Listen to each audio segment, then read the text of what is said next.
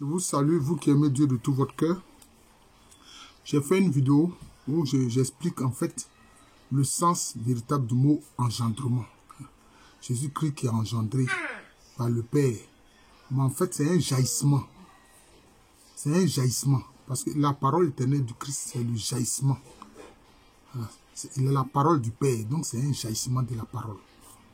Alors, ici aussi, concernant les expressions Jésus conçu du Saint-Esprit et né de la Vierge Marie.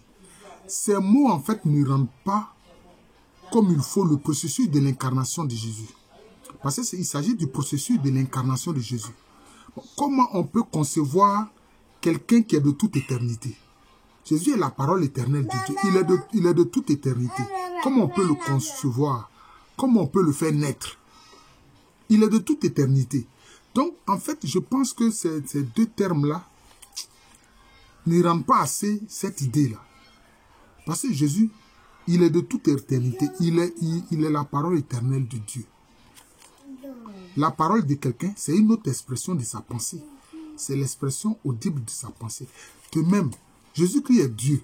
Comment il peut être conçu par Dieu? En réalité, c'est le processus de l'incarnation.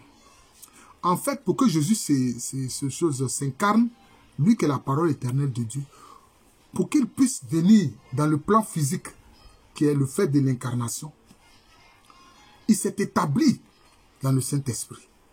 Moi, je pense que le terme d'établissement dans l'Esprit Saint est plus précis que le terme de conçu. Parce que la femme fait quoi? C'est la femme qui conçoit l'enfant. C'est la femme qui conçoit l'enfant. Or, on dit Jésus conçu de l'Esprit Saint, né de la Vierge Marie.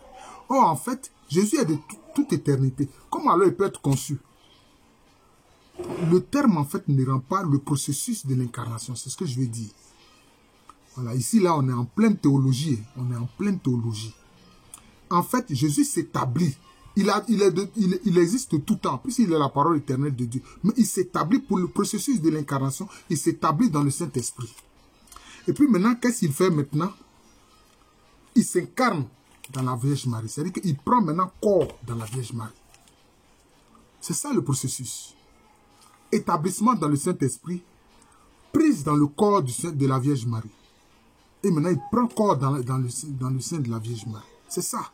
Donc, en fait, c'est un processus de l'incarnation.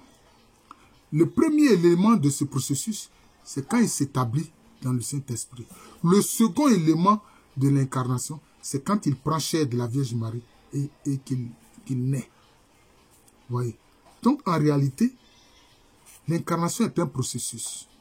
Les termes de conçu de l'Esprit Saint, né de la Vierge Marie, ne rendent pas suffisamment cette question, ce processus de l'incarnation, qui a deux phases. Qui a deux phases. L'établissement au cœur et au sein de l'Esprit Saint, plus la prise de chair dans le sein de la Vierge Marie. Et puis maintenant, Jésus devient homme. C'est ça l'incarnation. Moi, j'appelle cela le processus de l'incarnation qui passe par l'établissement au sein de l'Esprit Saint, plus par la prise de chair au sein de la Vierge Marie. Voilà. Donc, pour moi, c'est ça. Ce sont ces mots-là qui peuvent rendre peut-être un peu compréhensible la question de l'incarnation de Jésus. Voilà, la question de l'incarnation de Jésus.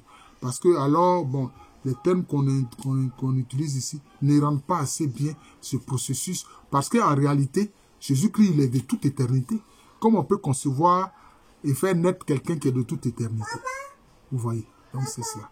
Donc pour moi, j'explique cela pour dire que bon, c'est l'établissement au sein de l'Esprit Saint. C'est la prise de la chair au sein de la Vierge Marie. Puisque la Vierge Marie est un être humain. Donc elle est un corps physique. Et Jésus-Christ donc a pris chair de la Vierge Marie et puis il est né. Voilà, c'est ça.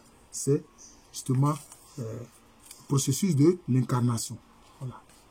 C'est ainsi que j'explique le processus de l'incarnation de Jésus-Christ qui est de toute éternité. Ça, il faut comprendre ça.